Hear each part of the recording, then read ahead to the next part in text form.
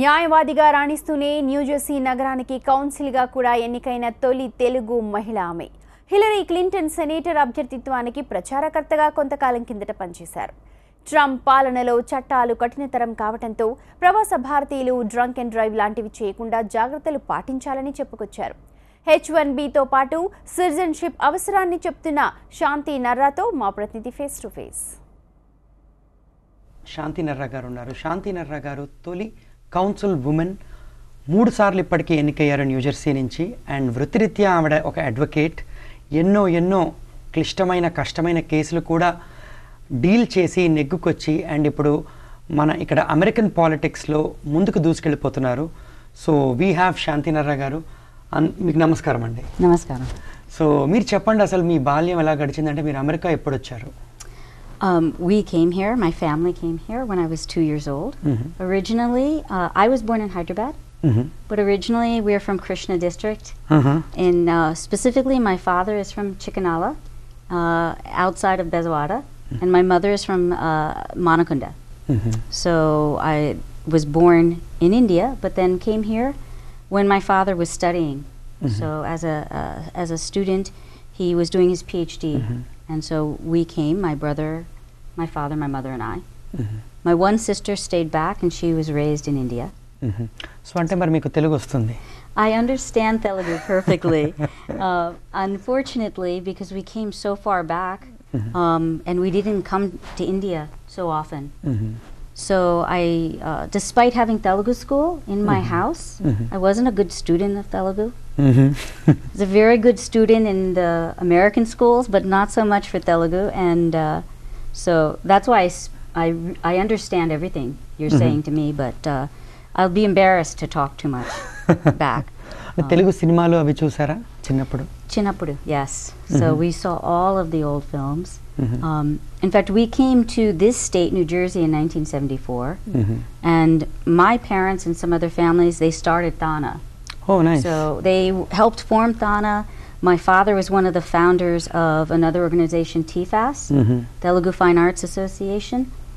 And so back in those days, if there was some big movie release, they would bring the big film, and they would come and show in my house. Nice. They would take a white sheet and put on the walls. So Gemina came to my house, and so all of my father and all the uncles were very, very excited and happy because she was such a big star, right? So beautiful. Yes. So when I was young, I watched a lot of Telugu movies. Okay, what was that movie like, you know, which they screened ante white sheets మీద వేసారన్నారు కదా, ఏం cinema ఏమైనా గుర్తుందా? Oh my gosh, I don't remember, but all of them had N.T. Ramarao in them.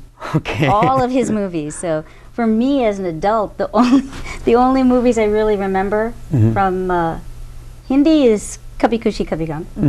But the only Telugu movie I really remember long time back was Ninne Peli Aadata. First Indian council woman kada meeru? I was yes, in 2009, because here in New Jersey, we've had a number of men, you know, Indian men who have gotten seats in council. But in 2009, when I became a councilwoman, in the entire state, I was the first woman. And which was very exciting but disappointing, because, you know, we have been here as a community, Manalu. We're a large community, and we never had anybody from a female. And even the men, there aren't that many, because a lot of us in our community haven't taken an interest in politics in this country. So that is changing now. Right. But that was it was a wonderful event for me, because I became a councilwoman in the same town that I was raised in here. North Brunswick, yes. So మీరు తెలుగు మహిళనే కాదు, but first Indian women, I mean not only Indian, South Asian women to be the council women. Yes. So yeah, that happened in 2009. Before that, there had been several men, you know, South Asian men, specifically Indian men. Many people even in India know Upendra Chibukula. Yes. He originally started as a councilman and then became a mayor before he joined the state legislature. But until 2009, there were no women in any of these positions. So when I took that spot, when I won that election, it was a little bit groundbreaking. Mhm. And so, and also it was special to me because that is the town I was raised in. Mhm. So when we came to New Jersey, we moved there, bought our house, and I went through the schools there Mhm. and grew up with all the community there. Mhm. So it was a wonderful thing for me, for them Right. to be confident in me and allow me to take that seat. For you also, like, winning in your own city. Yes. I mean, the city Yes. in which you were raised. Yes. And actually, how did the whole thing start? అంటే మీకు అసలు what motivated you? అంటే మీకు politicsలోకి రావాలని ఎలా అనిపించింది? Well, ఎందుకంటే మీరు like you've been a you are and like you've studied law, మీరు ఒక మంచి advocate గా ఉంటున్న సందర్భంలో what motivated you to get into politics? well, the law is one thing that gave me a lot of confidence to do politics, but and the law happened because all of the all of our parents, Desi parents, Telugu parents, used to be medicine, engineering back then, but I was not good at anything related to medicine or engineering. So my father suggested law. So from a young age, he was saying you should pursue law, and I started to really do a lot of debating in school, public speaking in school. My family has a political background because on my mother's side, her family were very much involved in the Communist Party in India. My maternal grandfather is Nuttiki N.V. Rangarao, and he was involved in politics there, and he was a freedom fighter, and didn't follow Gandhi's complete philosophy, because obviously the Communist Party there had a different approach to independence. But because of him, my uncle and a lot of my other relatives, even to this day, they still are involved. And my grandfather's childhood, from adulthood on, his best friend was the former mayor of Vijayawada, Okay. TV Venkateswara Rao. And so here, growing up, I just used to refer to him as Mayor Tatagaru. Okay. Because that's what I did in Telugu. But so my family, especially my mother, has that background. My father always took an interest, and I've always been involved in politics, but working for other people. Okay. Hillary Clinton, before she, became became the presidential candidate, after Bill Clinton left the White House, she became a senator. And a senator from New York, and I was living in New York, so I was campaigning for her. I campaigned for her husband when he ran for president. So I was involved in that way. So basically campaign initially. Campaigning for other people, campaigning for issues, and I never thought I would actually run for office. ఇప్పుడు మీరు ఒక అటార్నీగా and అలాగే ఒక council ఉమెన్గా ఇప్పుడు అంటే ఇండియన్స్కి అంటే బేసిక్గా ఇండియన్స్కి ఇప్పుడు అమెరికాలో అంత అనుకూల పరిస్థితులు లేవు, ఎందుకంటే ఆఫ్టర్ ట్రంప్ మనకి ప్రెసిడెంట్ అయిన తర్వాత. సో ఇలాంటి కష్టమైన సిచ్యువేషన్లో అంటే మీరు ఇండియన్స్ ఎలాంటి జాగ్రత్తలు తీసుకోవాలి, అండ్ అదే కాకుండా కూడా మీ సైడ్గా బేసిక్గా మన తెలుగు వారికి ఎలాంటి సహాయం అందించాలనుకుంటున్నారు? Reality is, it is a very difficult and dangerous time to be a non-citizen in America. And it's not just whether you're here without papers. Everybody talks about people who are here undocumented. The ugly word is illegal. I don't use that word because I don't believe a human being can be illegal. You can be documented or undocumented, with papers, without papers. But Trump and his side, they call people illegals, which is not right. But if you are here, everyone talks about people here without papers, and that is a serious situation. And it's not just Hispanics and Mexicans, the way they talk. People don't realize there are quite a number of Desis who are here without papers. Okay. They may come with papers, but those papers come with a limitation, a time limitation. And many people don't go back. And so now they're out of status. And so they are just as much in danger as someone who crossed the border illegally. Okay. Right? Because the status is the same. You don't have valid papers anymore. Right. So in the old days, they didn't really go looking, and especially in our community, the Indian community. the government wasn't going and looking for you to grab you and, elipo. They weren't doing those things. But now with Trump, they are doing those things. And there are actually a number of Andhras who are here undocumented. And especially, Manalu, they own stores and gas stations and liquor stores and everything. Those are cash businesses. And so our people, they have good hearts, they want to take care of our own.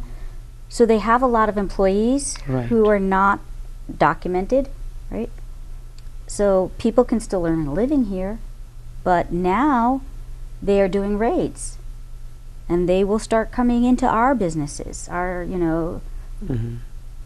Desi-owned businesses looking to grab people. It's not so simple. In the old days, if somehow you were caught by immigration, you were here undocumented, they'd put you on a flight, Air India flight. Send them. That's it, right? That's not, you may not want to go, but that's not torture, okay? Right. It's just going home. Right. But now, if they catch you, you don't immediately go to JFK Airport or Newark Airport and go on a flight. Okay. They send you to a detention center, an immigration detention center. Okay. And that is a jail. That is a prison. And they keep you there and they process you. You could be there for several weeks or several months. And it's not pleasant, it's not happy. And you're at that point, you're very much looking forward to the flight home, right? Right. But it's not so simple. And there are a lot of Andhras who came on F1s. Okay. Weren't able to get H1bs, so they are Stayed back. There are Andhras who've come on tourist visas, visitors visas, who have stayed. Back. There are Andhras who've come on H1bs, but now their status, they either lost their job or they couldn't transfer, convert out of status. So all of these people are vulnerable now with Trump in a way that they weren't before with Obama or Clinton or even Bush, both President Bushes. But this man has, I'm not afraid to say, I think that he and a lot of his supporters are very uncomfortable with people who don't look like them and who don't worship like them.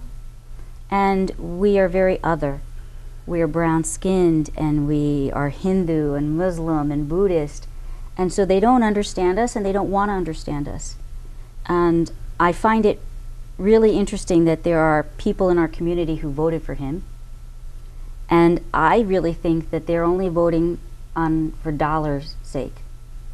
Because if you care about issues and you care about the community, this fellow, he doesn't have any interest in India or Indians except for how much money they can bring him, right? Right. There's no, fair going, sharing, he gets something, we get something. So he can talk about Modi, oh, I love Modi, I love India, I love Hindu. That's a very famous phrase. He said, I love Hindu. He doesn't even understand what that means and how he's talking, that doesn't mean anything. I love Hindu, and so everyone's very naive to think that Donald Trump is a good partner for India, right? Anyone who feels that in India or anyone who feels that here is very naive and they don't understand this man's motivations. So many people ask me about H1Bs. ఇప్పుడు మన తెలుగు వాళ్ళు కానీ Indians కానీ తీసుకోవాల్సిన జాగ్రత్తలు ఏంటి ఈ టైంలో? This is for people who are undocumented and people who are documented. You have to do everything possible to behave yourself and not get arrested. And, maybe people are thinking, okay, well, our people, right? We don't do bad things. Well, there's crime in India, right? There's crime. People get arrested. Some things happen here too. One of the big problems in our not just Desi but Telugu community is drinking and driving, right? There are a lot of people, who daga, and then they get behind the car. And that is something that if you're on an H1B now, if you get arrested for that, if you get convicted of that, I can almost guarantee you, you will have so much trouble renewing your H1b. Okay. Right? That can lose, you work so hard to come to this country, right? Student visas, you can lose your student visa for something like that. Don't drink and drive, don't play games with your taxes, don't do anything because you won't get treated the way you were treated fairly before. So, you know, it's a scary thing, and I tell people now, if you come and live in this country, if you're living here long enough, you better become a citizen. It's the only way you can protect yourself. And one of the things that I'm going to be working on, there's another, obviously we've had a number of Desis who got elected this year to some positions. Right. Ravi Bala is now the mayor of one of the largest cities, Hoboken. And Vin Gopal, he's become the first South Asian. Youngest, I think so. He's the youngest, and he's also the first South Asian in the New Jersey State Senate. Perfect. And I was speaking to him because one of my issues is a federal issue, not a state issue, but we have to start building some advocacy.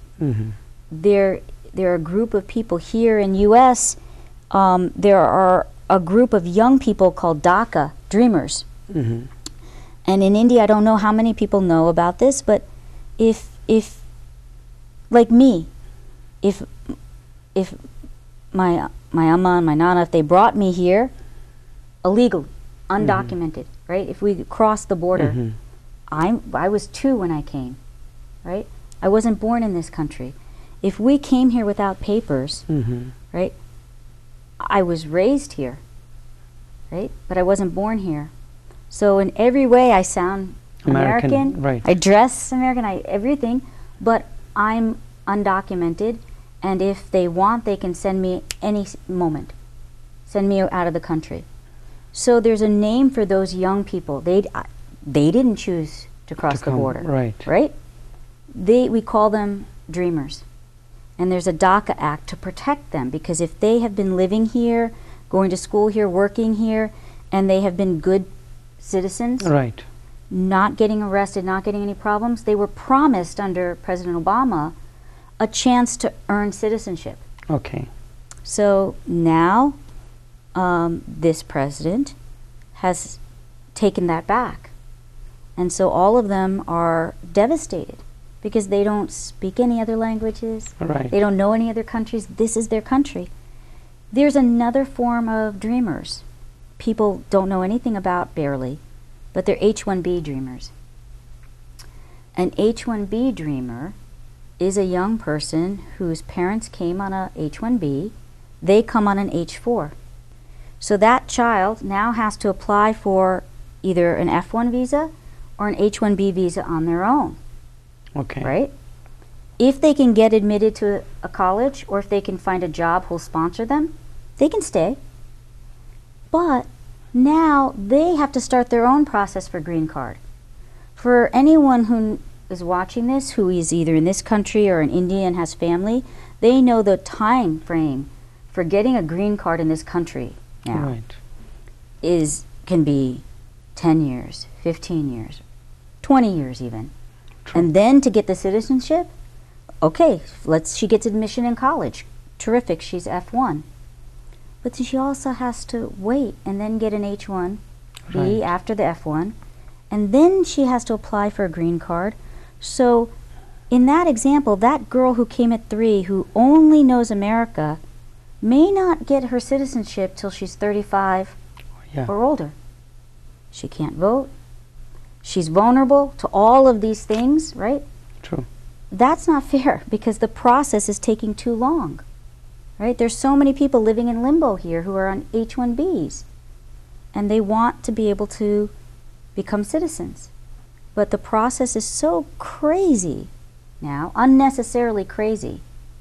So I'm very much concerned, and I want there to be some legislation so we can do something to help the H1Bs who are here now, and especially these H1b dreamers, because they're children who also didn't have a choice. They had to come. Their parents brought them. And in their hearts they feel like they're American. That's one of the issues, and it's a very very serious issue for Andhras. Telugus, yeah. Yeah, because we make up a lot of the H1b population. So people in, in Andhra need to understand that these H1Bs are always like a golden ticket, right? Mhm. Everybody in India thinks, oh, somebody got H1b. The lottery. Yeah, but But- it's a lottery with a lot of strings and a lot of trapdoors, right? You take that, you అంటే step it's- through the అంటే అదొక్క doorway. Lottery కాదు, లాటరీతో పాటు ఎన్నో కష్టాలు and ఎన్నో సమస్యలు కూడిన లాటరీ Absolutely. H1 అంటే. Yes. Absolutely. So people have to be very aware, because while this administration is in office, I think things are just actually going to get worse. అంటే ఇప్పుడు స్టూడెంట్స్ కూడా మనం చాలా మందిని తీసుకుంటే ఇప్పుడు స్టూడెంట్స్ కూడా జాబ్ లేని పరిస్థితి ఒకసారి మాస్టర్స్ అయిపోయిన తర్వాత ఇప్పుడు జనరలీ ఇప్పుడు వాళ్ళు ఒక ఇంటెన్షన్తో వస్తారు, మనకి ఇక్కడ మాస్టర్స్ అయిపోతూనే మనకి ఒక జాబ్ వచ్చేస్తుంది అని. బట్ ఇప్పుడున్న సిచ్యువేషన్లో that is not the case. ఒక ఆల్మోస్ట్ ఇప్పుడు ఓపీటీ మీద ఒక 2 ఏళ్ళు ఉంటున్నారు కొంతమంది, అండ్ లాడ్ ఆఫ్ స్టూడెంట్స్ ఏంటంటే వెనక్కి వెళ్ళిపోతున్నారు ఇప్పుడు ఒకసారి మాస్టర్స్ అయిపోయిన తర్వాత జాబ్ రాక. సో వాళ్ళు ఎలాంటి జాగ్రత్తలు తీసుకోవాలి? Well, all of the same things, because they still have all the vulnerabilities. They're not citizens, so anything can happen. I know one case, a young man, he wasn't drinking, but he fell asleep while he was driving. Okay. And he crashed into another car, and the 2 people in that car, one was badly injured and the wife was killed. So he was here, and he was 18 months into his OPT, and he had to go to trial. This was a little while back, but he got convicted. He did time in jail in the prison here, and then he was deported. Oh. So there's a lot of things that can happen, and you don't have that protection. So the only thing is just be careful. You have to be very Do the careful. right. You have to be very, very cautious about the deadlines and the filings. No more leeway. You miss a filing date, this Trump administration, they're not going to give you any, slack. They're not going to be easy on you. Okay, it's okay. Deadline was Friday. You give me on Monday. No. Deadline was Friday. You're done. Friday. So those are problems, and also people should know that right now there's a bill in the U.S. Congress. They want to change the minimum pay. So right now I believe it's about $50,000. So if some company in the U.S. wants to hire someone on an H1b, they have to be able to say that we're paying them at least $50,000. There's a bill, and I believe the amount is up to 90, and I have to double check that. But whatever it is, it's considerably more than it is now. Yes. So an employer would have to say that the salary is going to be $80,000, $90,000. The purpose of that is that if I'm a local U.S. business, right? Well, maybe I can hire an American for $70. Okay. Okay? Because there are people here saying, oh, why are you giving American jobs away to foreigners? Why are you giving them to Indians? So they're saying 50,000 is too low a salary base. They want to raise it almost double to discourage businesses from hiring from places like India. Okay. Right? Because every businessman wants to make a profit. They don't want to pay double the salaries, right? Because then they can hire, born and raised or So living that's here how they Americans. create the jobs for the Americans. Right. They feel like they're protecting American jobs, right? The problem is that's where you're going to see reductions in the number of H1b jobs that would be available. So, అంటే ఇప్పుడు మనం ఇలా ఇవన్నీ ఈ problems అన్నీ చూస్తే అసలు H1b కింద కానీ స్టూడెంట్స్ కింద ఒక స్టూడెంట్గా కానీ అంటే is this the right time to come to America? oh, I hate to say. This country has always, until recently, it's always been the right time to come to America until recently. I really would caution people about coming now. It breaks my heart to say that, because this country's always been about diversity and, they call here a melting pot. Everybody can come and everybody can have an opportunity. I don't think right now that that's true. That's my opinion.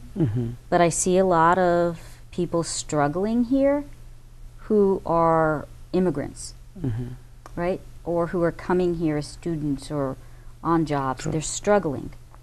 And it doesn't feel as welcoming, because when you have a president who says very negative and radical things about foreigners and immigrants, then some of the worst people in this country who used to be hidden, now they boldly come out and they say things. And I know what happened last year in Kansas, Srinivas, Kuchibutla. Yeah, Kuchibutla. That is a circumstance, I think, one of the reasons that happened is India is no different. Any country, there are people who are hateful, right? We have it in India too. And it's not like India's so different. They have people who have hate in their hearts. The difference is here in America, I think more of those people feel that they can boldly come out and talk about their hate and act on their hate, because they see this president saying nasty things about other people, others, right? And I think it's become harder in this country to be anything but a white Christian American. So yes, for a while I think this is not the greatest time for people to come. And it's a terrible thing to say, but I do feel that. I wish that weren't the case, because Indians here have contributed enormously to America's prosperity. And Indians have come here and created businesses and created jobs and become doctors and scientists and have elevated American society so much. Right. But right now there are a lot of elements in American society that aren't valuing those contributions. So right. So మీరు ఇప్పుడు as a politician Telugu వారందరికీ గర్వకారణం, ఎందుకంటే ఒక తెలుగు అమ్మాయిగా ఒక అమెరికాలో ఇంత you've achieved so much in the politics, so we all feel proud of you. So meek ఏమన్నా goals ఉన్నాయా, like do you have any goals, your future goals? Oh, my future goals, I actually I may be one of the unusual politicians, because I don't really plan that far ahead with this. I'm very political focused, career lo, yeah, like no, politically my focus right now is to do this job the best way I can do it, help all the possible. And and I actually have a lot of responsibilities with this job. So I have a full-time job that I work in New York City.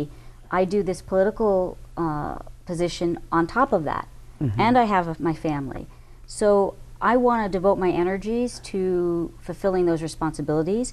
So I have to say, and I don't mean this to be falsely modest, I'm not looking for the next step yet. I want to make sure that I'm doing this job the best that I can. If there's opportunities in the future, I will certainly want to consider them. I know there's another Telugu Ammai in Maryland, Aruna Miller. Aruna Miller, she's similar to me, though she speaks a little better Telugu. But she came here when she was 7. And she's going to be running for U.S. Congress. Right. So if she, the first Telugu woman, well, I think Telugu man or woman, right, to be a member of the United States Congress, I think that would be amazing. I want her to win, and I'm going to help her. I'm going to help campaign for her. Could I see something like that in the future? Absolutely. That would be wonderful. But you have to also pay attention to the practical natures of politics in America. Right. And situations in Maryland are different than situations in New Jersey. So if that were a possibility in the future, I would embrace it and be so happy. But I wouldn't be disappointed if I didn't go that far, because there's so many opportunities for me doing what I'm doing and doing it within New Jersey. And plus, there's room for so many of the youngsters to come. Right. So this is a great opportunity for me to also be a role model, I hope, for the next generation. So so thank you so much అండి. Hope like మీరు ఇంకా thank ఇంకా ఎన్నో హైట్స్కి వెళ్ళాలి మన US పాలిటిక్స్లో and US కాంగ్రెస్లో. Hope to see you soon. Well. And thank you so much for your time. Thank you so much. Thanks.